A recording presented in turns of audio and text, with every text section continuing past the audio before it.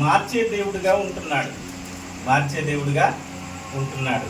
ఆ మార్చబడిన తరువాత యేసు ప్రభు గురించి ప్రకటన చేస్తున్నాడు. ఏం ప్రకటన చేస్తున్నాడంటే, సిలువను గూర్చిన వార్త ఆ ప్రజలకు తెలియజేస్తున్నాడు.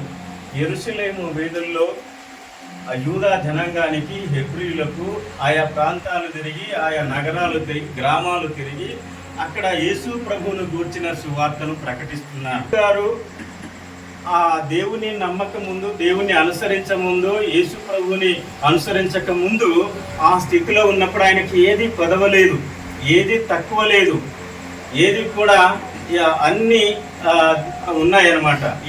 ఇది లేదు అనటానికి లేదు. అన్నీ అక్కడ సౌలు జీవితంలో ఉన్న ఆ విధంగా ఉన్నాడు. పౌలుగా మార్చబడిన తర్వాత అన్నీ వదిలేసుకొని ఆ సువార్త ప్రకటించటానికి కొంతమందినైనా అగ్నిలో నుండి లాగినట్టు ఆయన పౌలు గారు ఆ విధంగా ఏర్పాటు చేయబడి ఆ సువార్తను ప్రకటిస్తూ వెళుతూ ఉంటున్నాడు. సువార్తను ప్రకటించేటప్పుడు ఆయన వెళుతూ ఉంటున్నప్పుడు ఆయనకు అన్ని కొదవే, ఏది కూడా లేదు. అంటే అన్నీ వదిలిపెట్టి వచ్చాడు. ఆ డేరాలు కుట్టుకోవటము, అక్కడ ఆ డేరా వేసుకోవటము, అక్కడ ఉంటూ సువార్త ప్రకటించటము. సువార్త అంటే దేవుడంటే ఇష్టం లేని వారు పౌలును రాళ్లతో కొట్టడము, ఆ పౌలును హింసించటము. చూడండి, ఆ జీవితంలో, వెనకటి జీవితంలో ఉన్నప్పుడు ఉన్నటువంటి వారికి వెరితనంగా ఉంది. రక్షింపబడుతున్నటువంటి పాపికి దేవుని శక్తి అయి, రక్షింపబడుతున్నటువంటి వారికి దేవుని శక్తి అంటారు. కాబట్టి ఈ దేవుని దగ్గరికి పౌలు నడిపిస్తున్నాడు. పరిశుద్ధులుగా మార్చబడ్డాడు. అతని జీవితంలో ఉన్నప్పుడు పరిశుద్ధులను హింసించాడు. పరిశుద్ధులుగా మార్చబడిన తర్వాత ఈ పరిశుద్ధిని వారు హింసిస్తూ ఉంటున్నారు. అయితే అన్నీ వదిలిపెట్టి వచ్చాడు. మనకు కూడా మనము పాప జీవితంలో, వెనకటి జీవితంలో ఉన్నప్పుడు ఎన్నో ఉండకపోవచ్చు. కానీ దేవుడు దొరికిన తర్వాత ఏది ఉన్నా ఏది లేకున్నా పరిశుద్ధ జీవితము జీవించాలి. అందుకే పరిశుద్ధుడిగా మార్చబడిన తర్వాత ఎన్నో కష్టాలు, ఎన్నో నష్టాలు, ఎన్నో ఇబ్బందులు వచ్చాయి. అయినా కానీ కూడా ఆయన దేవుణ్ణి విడిచిపెట్టలేదు, దేవుని రక్షణను వదులుకోలేదు, దేవుడిచ్చినటువంటి రక్షణను వదులుకోలేదు. నేను నా ఇంటి వారిని యెహోవాను సేవించడము, మరి మీరు ఎవరిని సేవిస్తారో అని అంటూ ఉన్నారు దేవుడు. కాబట్టి ఇది యెహోషువ గ్రంథంలో మాట. అయితే ఇక్కడ కూడా పౌలు పరిశుద్ధునిగా మార్చబడిన తర్వాత, ఎందుకంటే మాట ఎందుకు చెప్తున్నానంటే, పరిశుద్ధ జీవితం కలిగినటువంటి పౌలు గారికి పరిశుద్ధుల యొక్క అవసరంలో పాల్పొందుచు శ్రద్ధగా ఆతిథ్యము ఇచ్చుచుండుడి ఇస్తూ ఉన్నారంట. అంటే ఈ ఆతిథ్యములో ఉన్నటువంటి ఆశీర్వాదము వారికి తెలియదు. ఒక మాట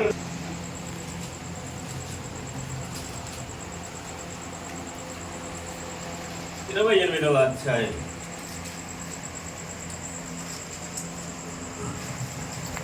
7వ వచనం నుంచి మనం చూస్తున్నామండి.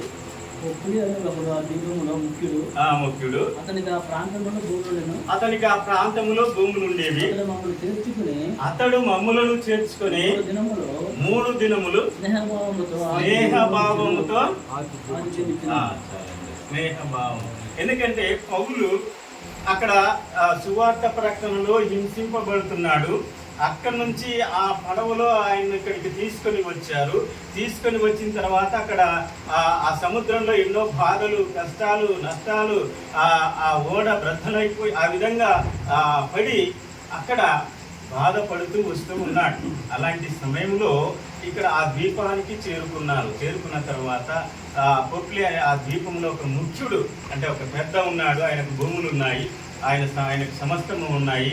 కానీ ఆయన ఇంట్లో ఒక కొరత అవసరత ఉంది. ఆ అవసరతను బట్టి ఆ పౌలు భక్తుని, ఆ పరిశుద్ధుని అక్కడికి దేవుడు చేర్చడం జరిగింది.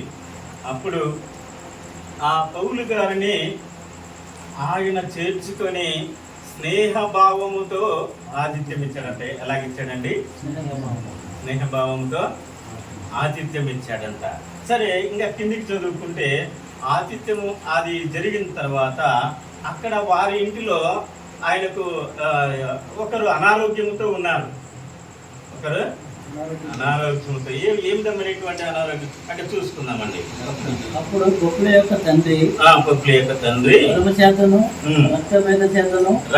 జ్వరముతో రక్తభేది చేత బాధపడుతూ ఉన్నాడు. పౌలు అతని ఎద్దకు వెళ్ళి ప్రార్థన చేసి అతని మీద చేతులుంచి స్వస్థత పరిచాడంట. దేవునిటువంటి సోదరి సోదరులారా, ఈ సమయంలో పౌలు అంటే దేవుడు పరిశుద్ధ పౌలు ద్వారా అక్కడ ఆ కార్యం జరిగించాలి. ఆ కుటుంబము దేవునిలోనికి రావాలి. అది దేవుని ఉద్దేశం. కాబట్టి స్నేహభావముతో ఆతిథ్యం ఇచ్చాడు. ఇచ్చిన తర్వాత అక్కడ రక్తభేది చేత అక్కడ బాధపడుతున్నాడు, జ్వరంతో బాధపడుతున్నాడు. అలాంటి వ్యక్తి దగ్గరికి వెళ్ళి ఆ పౌలు గారు చేతులుంచి ప్రార్థన చేశారు. అక్కడ దేవుడు ఒక కార్యం చేశాడు. ఏం కార్యం చేశాడు? దేవుడు అతన్ని స్వస్థత పరిచాడు. మనము కూడా అలాంటి బాధల గుండా, అలాంటి కష్టాల గుండా, అలాంటి శ్రమల గుండా మనం వెళ్తూ ఉంటున్నప్పుడు దేవుడు మన కుటుంబానికి, మన దగ్గరికి ఎవరినో ఒకరిని పంపిస్తూ ఉంటాడు. దైవజనులను, ఇక దైవజనులు ఉన్నారు, దేవుడు మాట్లాడి ఫలానా ఇంటికి వెళ్ళండి అని చెప్పి దేవుడు నడిపిస్తూ ఉంటాడు. అలాగా ఒకవేళ గుర్తించి చేర్చుకున్నట్టుగైతే దేవుడు మీ అవసరతలు తీరుస్తాడు. అట్లా ఈ సువార్త పరిశుద్ధుల అవసరతల్లో మరి పాల్గొని శ్రద్ధగా ఆతిథ్యము ఇస్తూ ఉంటున్నానంట. అందుకే సహోదర ప్రేమ నిలవరముగా ఉండనేది ఆతిథ్యము యావత్ సంఘమునకు ఆతిథ్యం ఇస్తూ ఉన్నట్టు గాడు యావత్ సంఘానికి ఎంతమందికి అమ్మా? మనం ఒకరిద్దరికి 10 మందికి అన్నం పెట్టడానికే మనకి అట్లా యావత్ సంఘానికి ఆతిథ్యం ఇస్తూ ఉంటున్నాడు. అందుకే ఈ ఆతిథ్యము ఎందుకంటే ఆశీర్వదింపబడటానికే. కొందరు ఎరుగకయే దేవదూతలకు ఆతిథ్యం ఆశిస్తుండట. ఆతిథ్యం అంటే ఎరుగక అంటే దేవదూతలు వస్తూ ఉన్నారు ఎండవేళ. ఆదికాండం 18వ అధ్యాయంలో ఎండవేళ ఆ దేవదూతలు ఆ 3 మనుషులు వస్తూ ఉన్నారు. ఆ 3 మనుషులను ఆ వస్తూ ఉన్నప్పుడు అబ్రహాము వారికి ఎదురుపడి సాగిలపడి వంగి నమస్కరించాడు. కాలు కడుక్కోండి అని చెప్పి నీళ్ళు ఇచ్చాడంట. ఆయన ఎక్కడ ఉన్నాడు? అబ్రహాము సింధూర వనములు, మమ్రే దగ్గర ఉన్నటువంటి సింధూర వనములు. సింధూరము అని అంటే మనకు ఒక కలర్ గుర్తొస్తుంది కదా, రక్తము అంటే ఎరుపు. ఈ సింధూర వనములో ఆయన ఉన్నాడు. అక్కడ అది ఆ భూమి ఎర్రగా ఉంటుంది. అక్కడ పంటలు బాగా పండుతాయి, ఆ యొక్క ఫలాలు ఫ్రూట్స్ బాగా విరివిగా పండుతాయి. అక్కడ దేవుడు అబ్రహామును ఉంచాడు. అబ్రహాము కుటుంబంలో ఒకటి కొరతగా ఉంది. ఏంటి? ఆయనకు పిల్లలు లేరు. సో ఇక్కడ పప్పుల ద్వీపంలో ఇక్కడ ఒక అవసరత ఉంది. పౌలు ద్వారా అవసరతను దేవుడు తీర్చాడు, స్వస్థత పరిచాడు. ఇక్కడ అబ్రహాము జీవితంలో కూడా ఒక అవసరత ఉంది. అంటే అబ్రహాము వారిని చేర్చుకున్నాడు. చేర్చుకున్న తర్వాత ఆ వయసులో 3 మానుకల పిండి పిసికి రొట్టెలు చేసిందంట. 3 మానుకల పిండి అంటే బహుశా ఎన్ని కేజీలు అండి? 7-8 కేజీలు కావచ్చు కదా. ఆ 3 మానుకల పిండి పిసికి పాపం శారమ్మ గారు బాగా కష్టపడి పిండి పిసికి రొట్టెలు చేసిందంట. చేసిన తర్వాత అబ్రహాము పనివారికి ఆజ్ఞాకో పలానా మందులు మంచి దూడలు ఉంటాయి, కొరువైన దూడలు ఉంటాయి, వాటిని తెచ్చి వధించి వారికి పెట్టండి అని చెప్పి చెప్తే అవి తెచ్చి వధించి వంట చేసి వారికి పెట్టారు. పెట్టిన తర్వాత వారు అబ్రహామును వారి కుటుంబాన్ని ఆశీర్వదించారు. ఇస్సాకు వారికి కలిగాడనమాట. ఇస్సాకు అంటే కొరత తీర్చబడిందా లేదా? ఏమక్క తీర్చబడిందా లేదా? మీ కుటుంబంలో ఉన్న కొరతలన్నీ కూడా తీర్చబడును గాక. మీ కుటుంబంలో ఉన్న కొరతలు కూడా దేవుడు తీర్చట్లేదా? ఆ నమ్మకం ఉందా?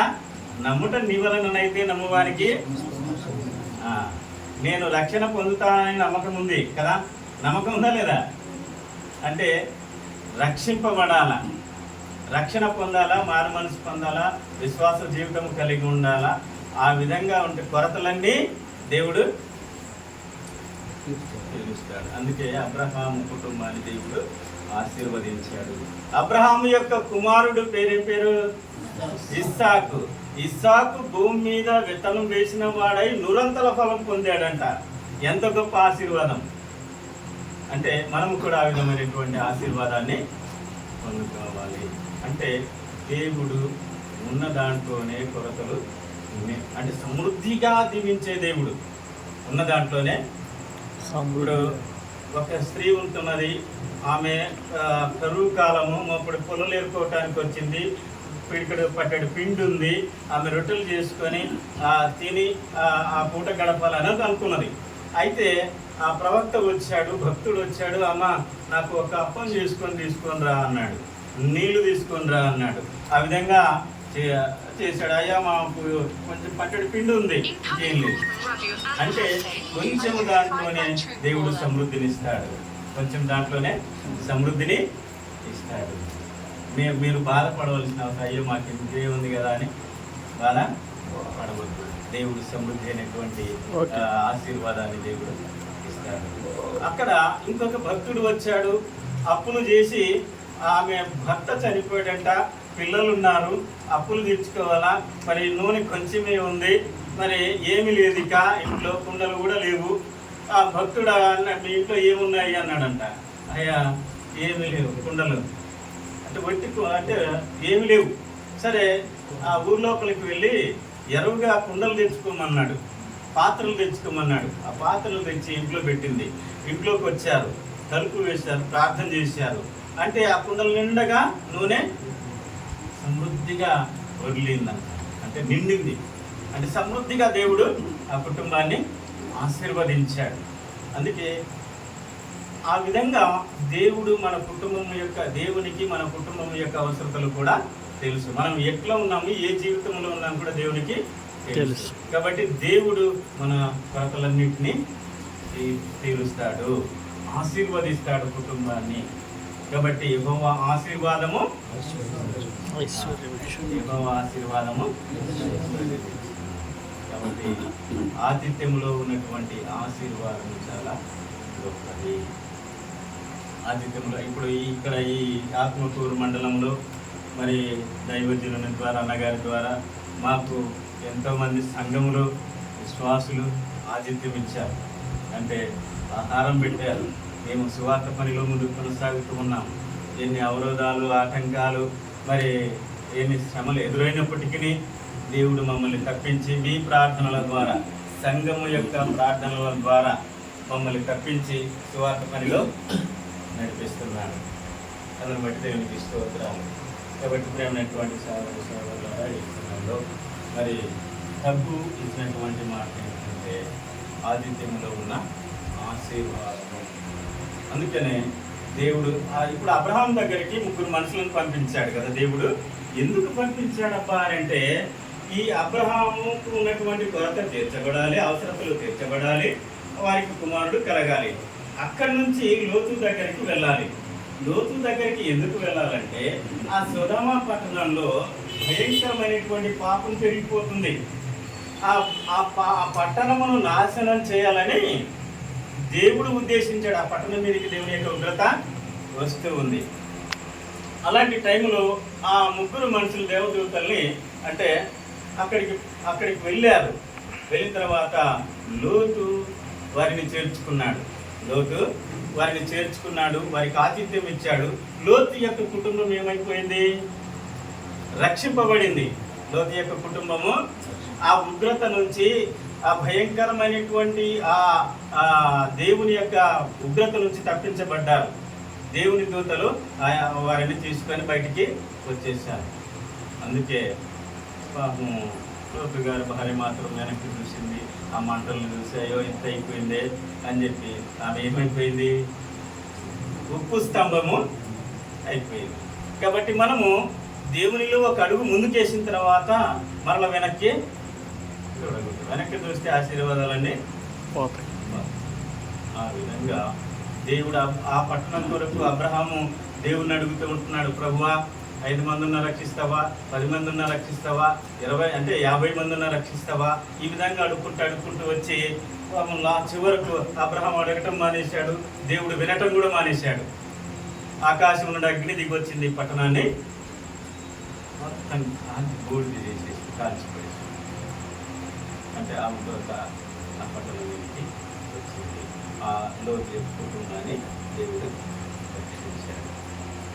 కాబట్టి మన యొక్క జీవితం నుంచి దేవుడు రక్షించాడు, మన పాప జీవితం నుంచి దేవుడు రక్షించాడు. పరిశుద్ధులుగా ఉండమని పిలుస్తూ ఉన్నాడు, పరిశుద్ధ జీవితం కలిగి ఉండమని పిలుస్తున్నాడు, ప్రార్థనా జీవితం కలిగి ఉండమని పిలుస్తూ ఉన్నాడు. కాబట్టి ఎప్పుడైతే పరిశుద్ధ జీవితం కలిగి ప్రార్థనా జీవితం కలిగి ఉంటారో, మరి పరిశుద్ధులకు ఆ విధమైనటువంటి స్థితిలో ఉండి పరిశుద్ధులకు ఆతిథ్యం ఇస్తారో, శ్రద్ధ కలిగి ఆతిథ్యం ఇస్తారో, అలాంటి సమయంలో దేవుడు మీ కుటుంబాన్ని సమృద్ధిగా దీవించి ఆశీర్వదించుగాక.